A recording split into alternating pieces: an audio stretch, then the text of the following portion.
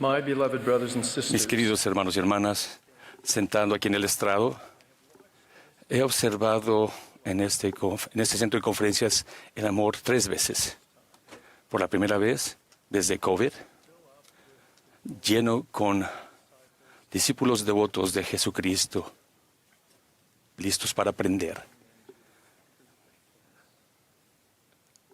Les digo que les amo por su fe.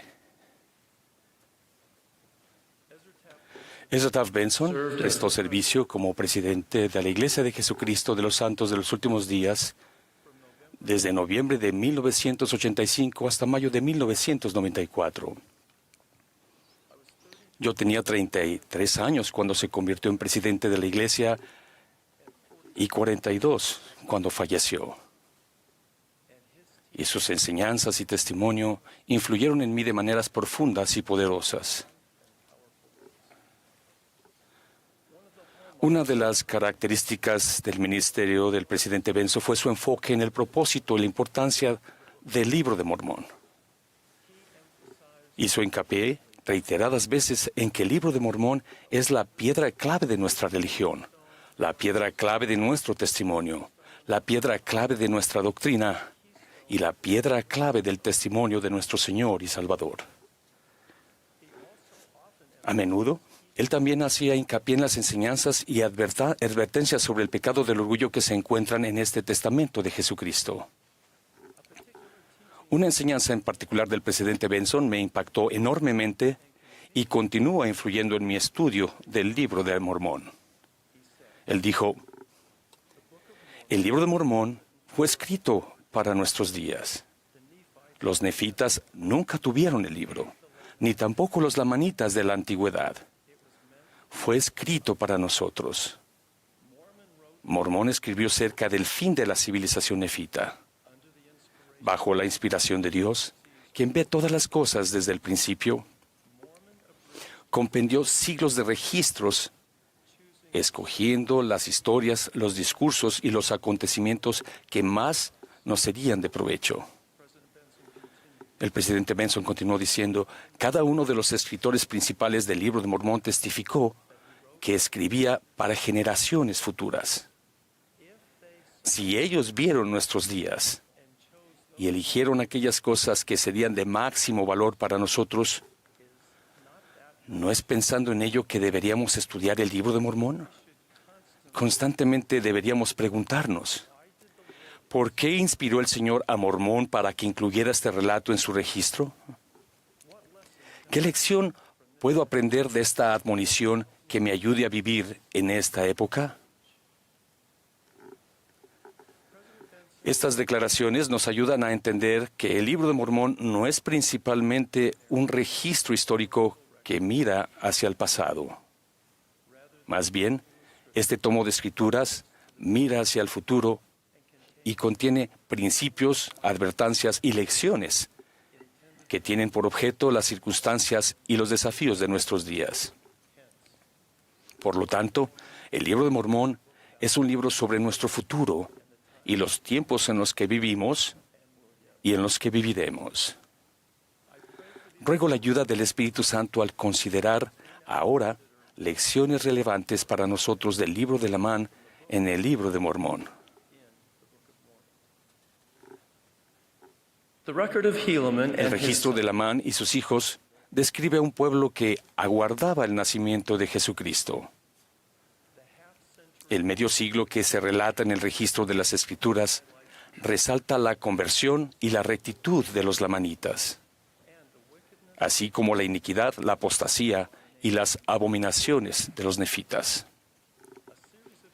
La serie de comparaciones y contrastes entre los nefitas y los lamanitas de este registro antiguo son muy instructivos para nosotros en la actualidad. Y los lamanitas, la mayoría de ellos, se habían vuelto un pueblo justo, al grado de que su rectitud excedía a la de los nefitas debido a su firmeza y su constancia en la fe. Y había muchos de los nefitas que se habían vuelto insensibles e impenitentes y extremadamente inicuos, a tal extremo que rechazaban la palabra de Dios y toda predicación y profecía que llegaba entre ellos. Y así vemos que los nefitas empezaron a degenerar en la incredulidad y a aumentar en la perversidad y abominaciones, mientras que los lamanitas empezaron a crecer en gran manera en el conocimiento de su Dios. Sí, empezaron a guardar sus estatutos y mandamientos y a caminar en verdad y rectitud delante de Él. Y así vemos que el Espíritu del Señor empezó a retirarse de los nefitas a causa de la iniquidad y la dureza de sus corazones. Y así vemos que el Señor comenzó a derramar su Espíritu sobre los lamanitas por motivo de su inclinación y disposición a creer en sus palabras. Tal vez el aspecto más sorprendente y esclarecedor de esta caída en la apostasía de los nefitas es el hecho de que todas estas iniquidades vinieron sobre ellos en el término de no muchos años. ¿Cómo pudo un pueblo que una vez fue justo endurecerse y volverse inicuo en tan poco tiempo? ¿Cómo pudo la gente olvidar con tanta rapidez al Dios que los había bendecido tan abundantemente?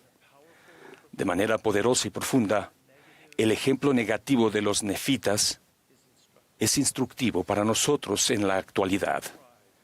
El orgullo empezó a insinuarse en el corazón de aquellos que profesaban pertenecer a la Iglesia de Dios por motivo de sus grandes riquezas y su prosperidad en la tierra.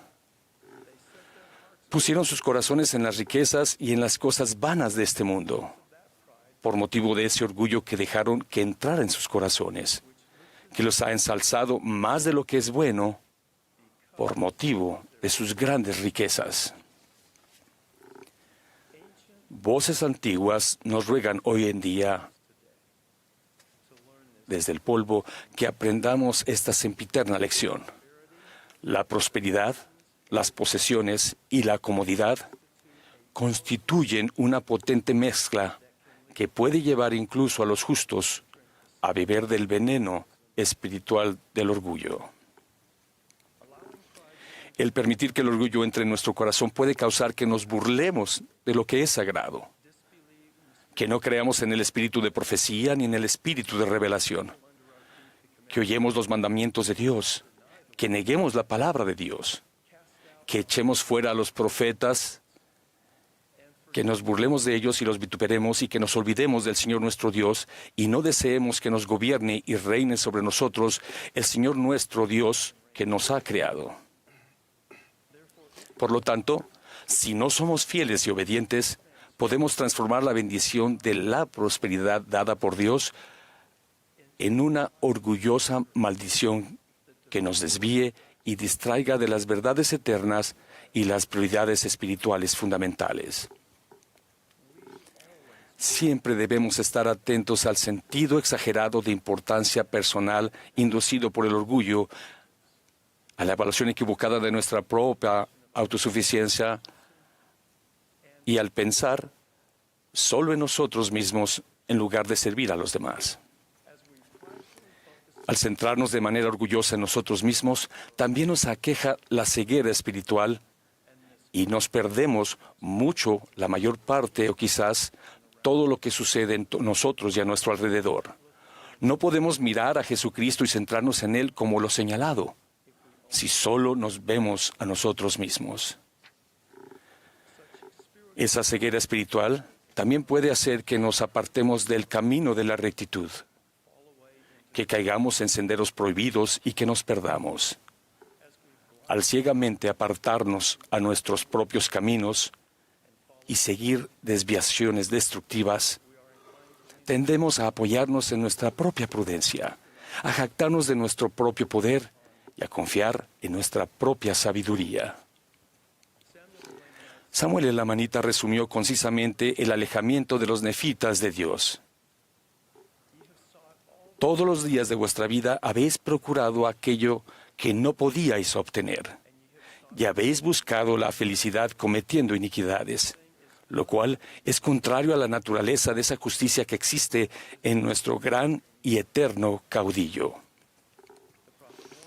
El profeta Mormón dijo, permaneciendo la mayoría del pueblo en su orgullo e iniquidad, y la menor parte andando con más circunspección ante Dios.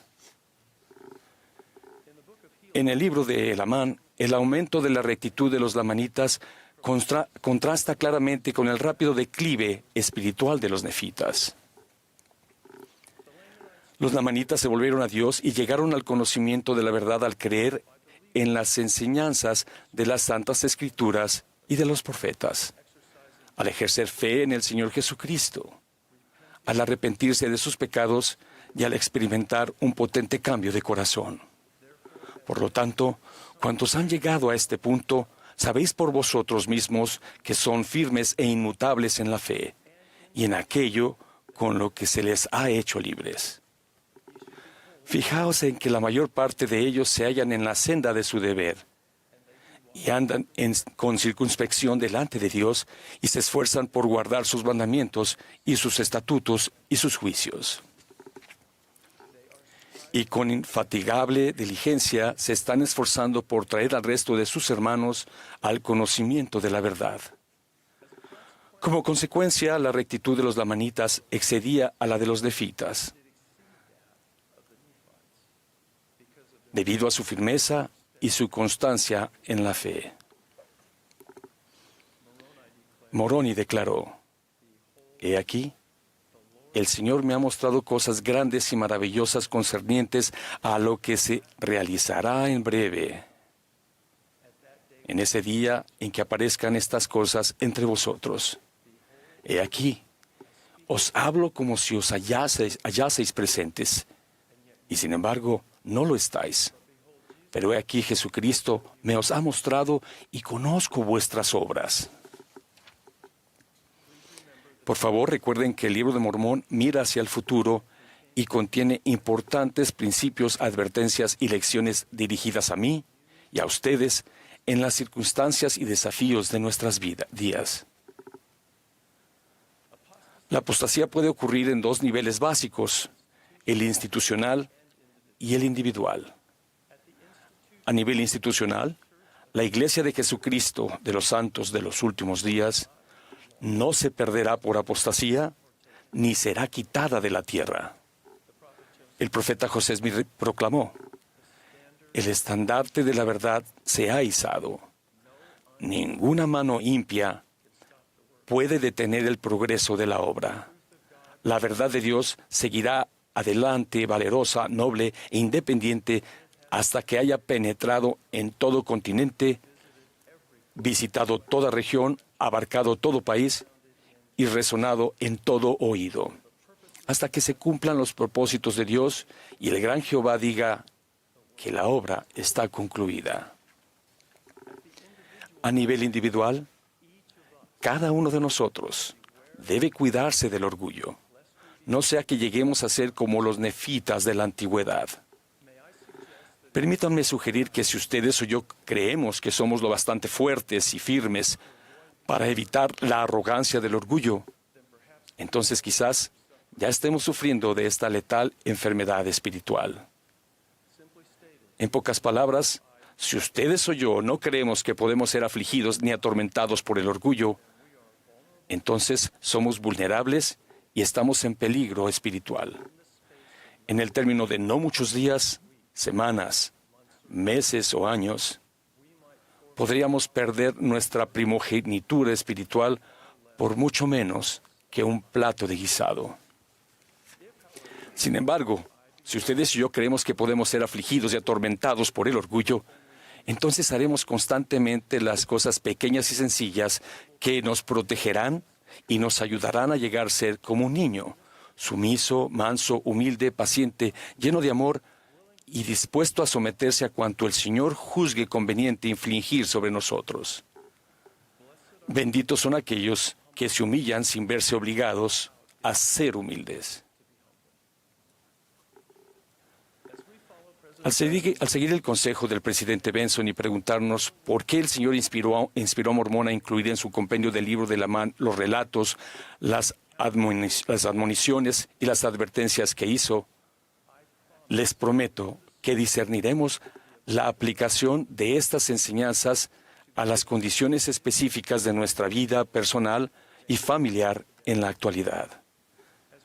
Al estudiar este registro inspirado y meditar en él, seremos bendecidos con ojos para ver, oídos para oír, mentes para comprender y corazones para entender las lecciones que debemos aprender para cuidarnos del orgullo, no sea que entremos en tentación. Gozosamente testifico que Dios, el Padre Eterno, es nuestro Padre. Jesucristo es su Hijo amado y nuestro Salvador.